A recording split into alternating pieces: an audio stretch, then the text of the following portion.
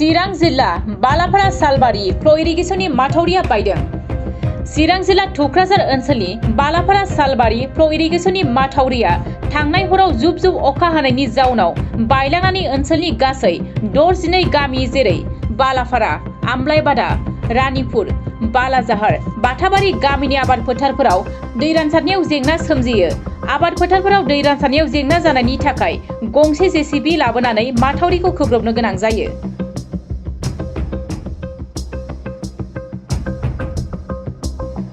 बेनिखायनो बे स्लुइस गेटखौ अरायथिनो थाखाय स्लुइस गेट कमिटिनिफ्राय आसाम आरो बिटिसि सरकारनिसिम चौकीदार हरनो थाखाय ओनसोलनि रायजो राजाफोरा खावलायहरो।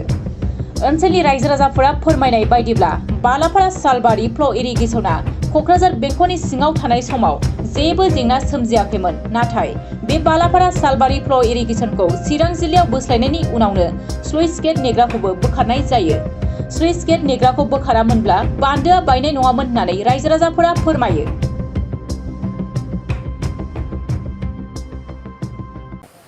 जोंनि समस्याया बेनो जाहैबाय, जोंनि बे बालाफारा सालबारि फ्ल' इरिगेसन जोंना दङमोन। बेखौहाय 2010 सनाव अपेनिं खालामनाय जादोंमोन। नाथाय 2021 सनाव जोंनि सुबिदाखौ बोखारनानै लांबाय। मा खारनाव लांखो, जोंनि दा डिभिजना सोलायबाय होननानै बेखौ लांजोबदों होननानै जों मिथिदों। क'क्राझार डिभिजननिमोन बे सिगांहाय, दा चिरां डिभिजन बानायबाय। जोङो चिरां डिभिजनाव थाबाय, जों बेखौ मिथिदों। खिन्थु चिरां डिभिजन बानायब्लाबो खिन्थु जोंनि प्लेसावनिनोमोन जोंनि सुकिदारा। मानो बोखारनानै लांखो जों बेखौ गोबां दुखु मोनदों। सुकिदार थायोब्ला जोंनि बे हेडवार्कसनि माथावरिफ्रा बायनाय नङामोन। दा मा माथावरि बायदों नामा? औ, माथावरि बायदों जोंना। दा बे माथावरि बायनायनि जाउनाव गोबां जोंहा उसुबिदा जाबाय। दैखौ जोङो दा लांनो मोनाखै नै। खिन्थु दैखौ लांनो मोनाखैब्लाबो जोङो थाखा फैसा गैयाब्लाबो जोङो दाहार लानानै जों बेखौ दिनैनो जोङो खोनोहाय थिरांथा खालामबाय। थांनाय हराव माने बुधबार मोनानि बिस्थिबार माने 4टासोआव बायदों बे माथावरिया। माने सुकिदार जोंहा पारमानेन्टआ थायोमोनब्ला बेबायदि जोंहा बायनायनि चान्स गैयामोन। बेखायनो जोङो आपिल खालामदों आसाम सरकार, बिटिआरखौ, जिनाखि सुकिदार दङमोन फुकन नार्जारि ओमफ्राय कमल बसुमतारी, बिसोर सानैया जोंनि सुकिदारमोन। बेखौ मा खारनै बोखारनानै लांखो जों दुखु प्रकास खालामदों। जेने थेने जोंनोहाय सुकिदारखौहाय हरफिनोब्ला जों गाहाम मोनगौ आरोखि। जों सरकारखौ आपिल खालामबाय।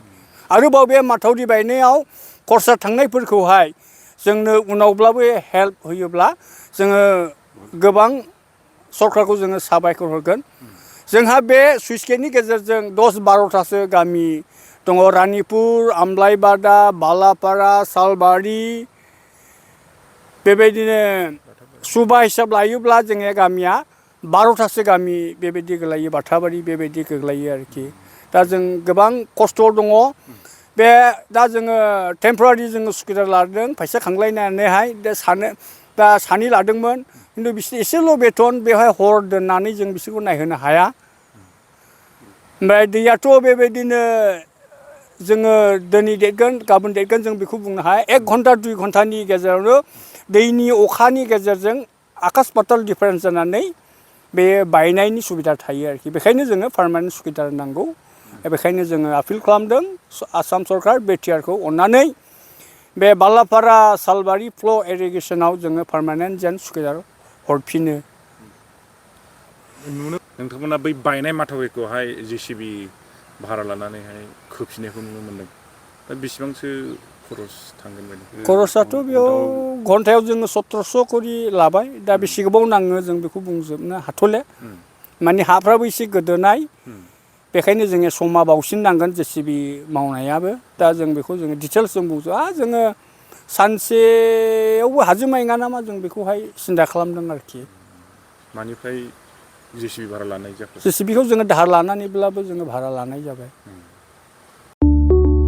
30 बोसोरनिफ्रायनो देहायारि जोथोननि बिथिङाव बुहुमनि बयजोंबो फोथायजानाय, लोगोसे साबसिन आरो रावजोंबो रुजुजायै गोरोन्थि गैयै फिथाइनि रादाय होग्रा एप'ल' डायग्नोस्टिक्सआ नोंथांमोननि साखाथियाव सौफैबाय। बे एप'ल' डायग्नोस्टिक सेन्टाराव थैजों सोमोन्दो थानाय गासिबो बेराम, COVID-19 बेराम, खि, हासुदै आरो गुबुन गुबुन बेरामनि आनजाद खालामनाय जायो। नोंथांमोनहाबो आनजाद खालामफैजानो हागोन। थंआ जाबाय क'क्राझार टाउननि मालदां बाजारनि साखाथियाव थानाय रिलायन्स पेट्रल पाम्पनि उल्टाथिं। रोखायै मिथिनो थाखाय नोंथांमोनहा 60015-17103 नाम्बाराव सुलु लानो हागोन। एप'ल' डायग्नोस्टिक सेन्टार क'क्राझार।